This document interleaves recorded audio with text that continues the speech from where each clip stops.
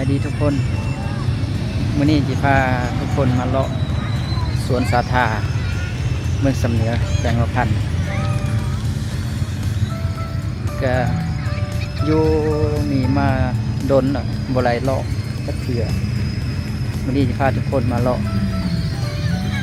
บรรยากาศยามแรง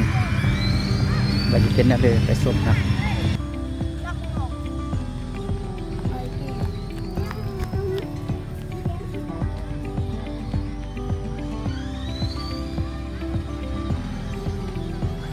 อันนี้เป็นบรรยากาศยามแรงยามแรง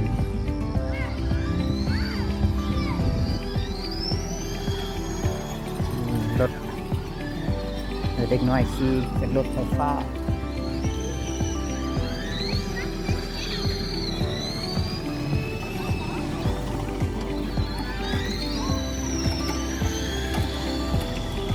รถไฟฟ้า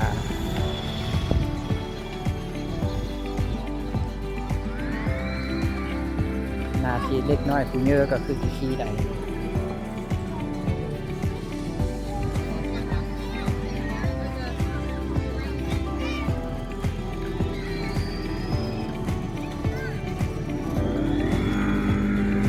นี่เป็นบรรยากาศค่อยขับยามแรง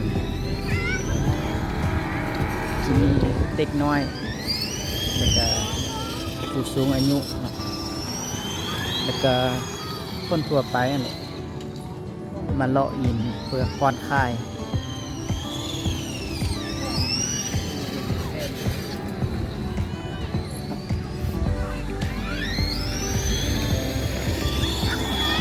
ปกติเขาจะเปิดน้ำพุเป็นน้ำพุแต่ว่ามื้อนี้โบเห็นเปิดเนาะหรือว่ายังโบเฮฮอดเวลา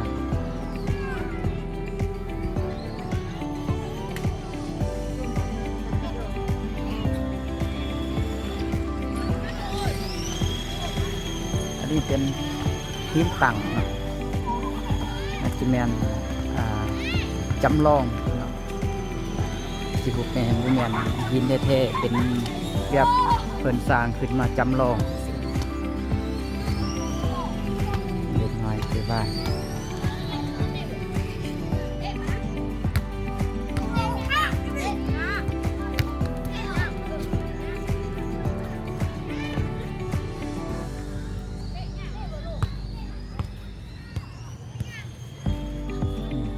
ต่าง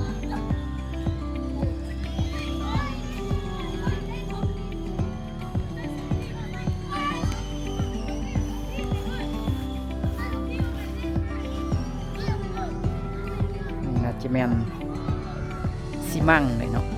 เป็นสร้างขึ้นมาจำลองแต่ก็หินต่างแท้ๆมีอยู่เมืองหัวเมือง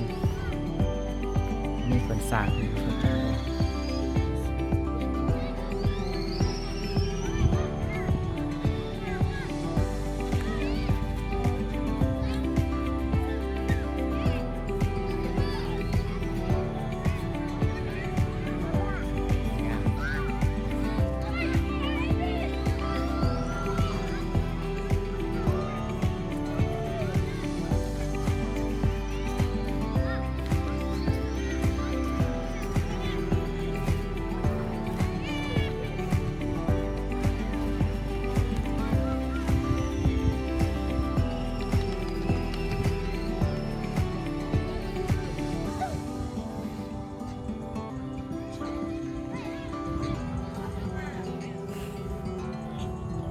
บรรยากาศหอบๆ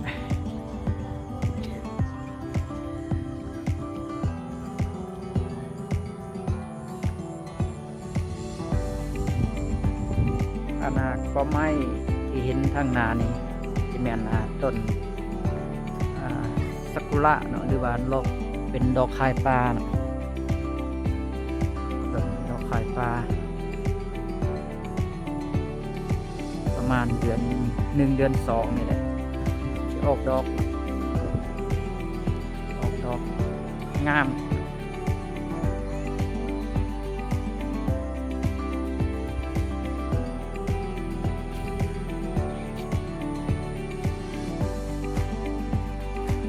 เป็น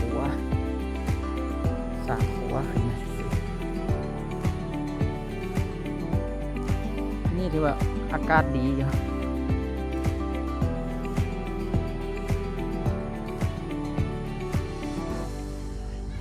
ขึ้นครัว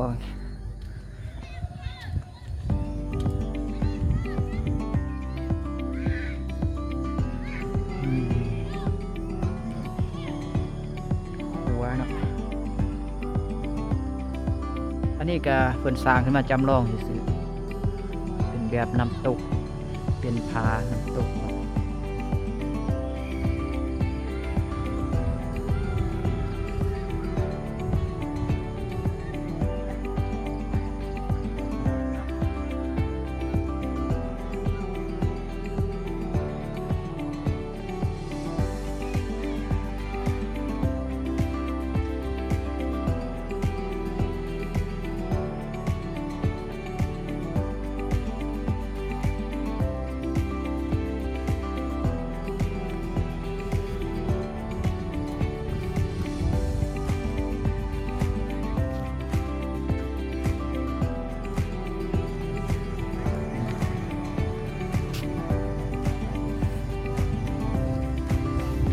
ที่พาเลาะมาทางนี้เนาะลงมาทางนี้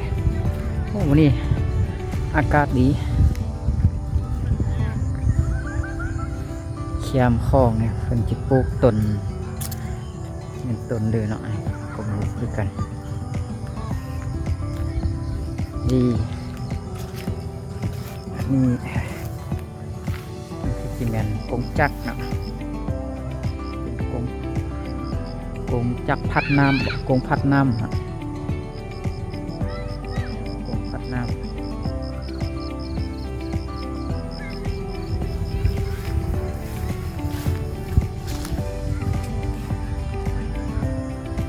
จะมีครัวหนึ่งครัวสร้างจำลองซื่อๆเนาะนี่เลยมันงาม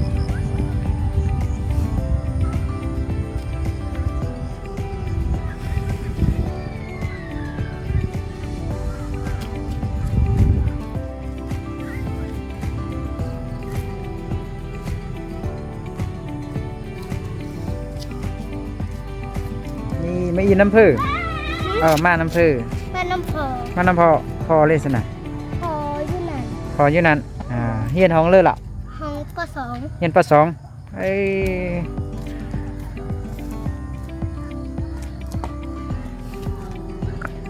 นี่เนาะ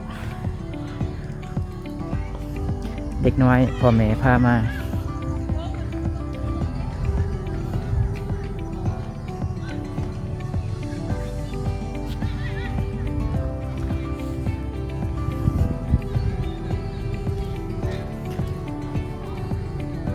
ค่อนข้างที่เปื่อนเล่นหน่อยนึงเนาะงาม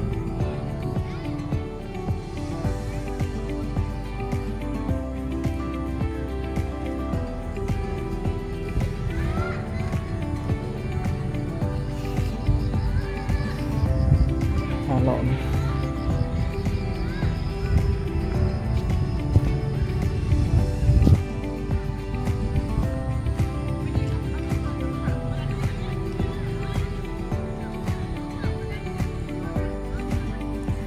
ทางลำนาครับ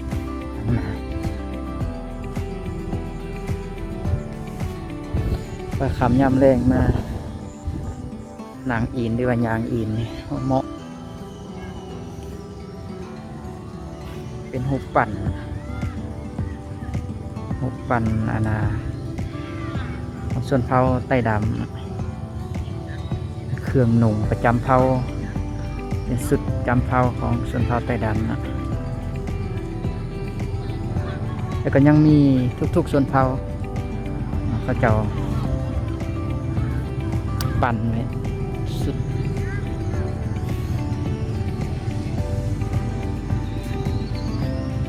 อันนี้สวยงามเนาะตะกี้มันเฟิร์นเซอร์ดอกไฟสีแล้วก็ติดดอกไม้ยางเป็นดอกสกุระเวลากลางคืนไงไต่ไฟงาม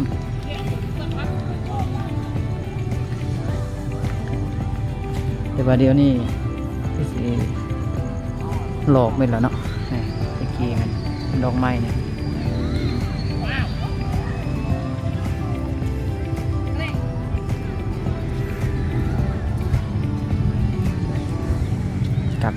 มาเบิ่งอันนี้มันส้นเผาเลย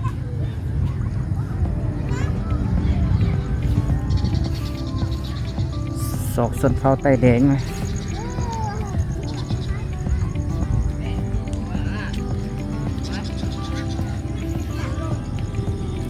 ส้นเผาเลยส้นเผากระมุก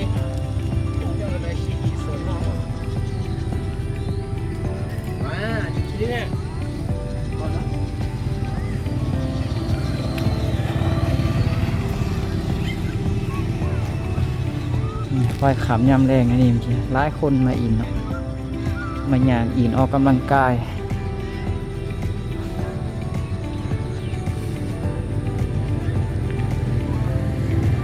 นี่เป็นบรรยากาศควายขามยำแรง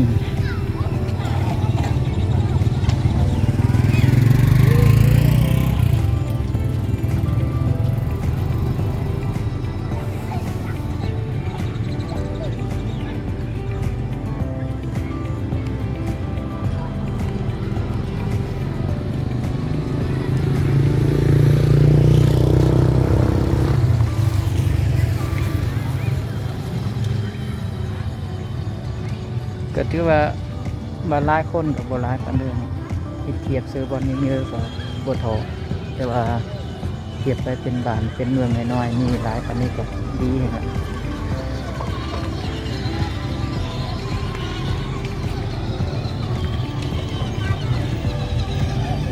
จ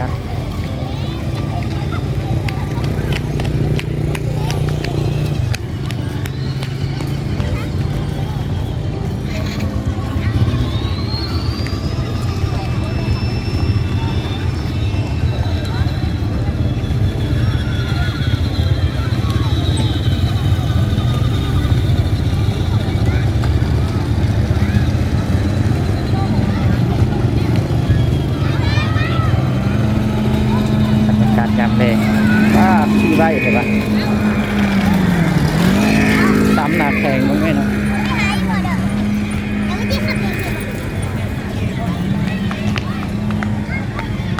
เฮ้ยเสาไอ้ เกือบต่ำเจ้านี่มันจะมีห้ามนะมันจะมีฮันซิมจีเนาะเช่นมีฮันซิมจีมีไข่ลูกซินจีขายเครื่องตัวไปกับมี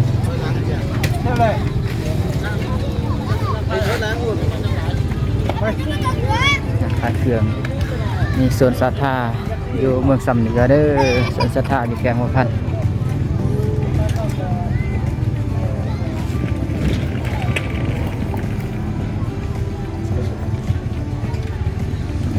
สองผักทางตั้งนานเป็นเดินกีฬาแขวงเดินกีฬาแขวง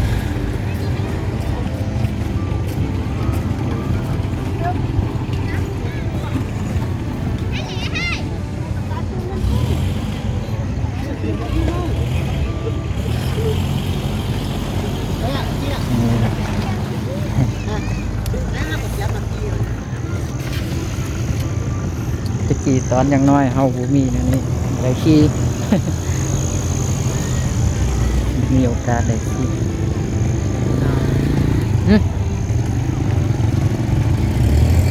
ปี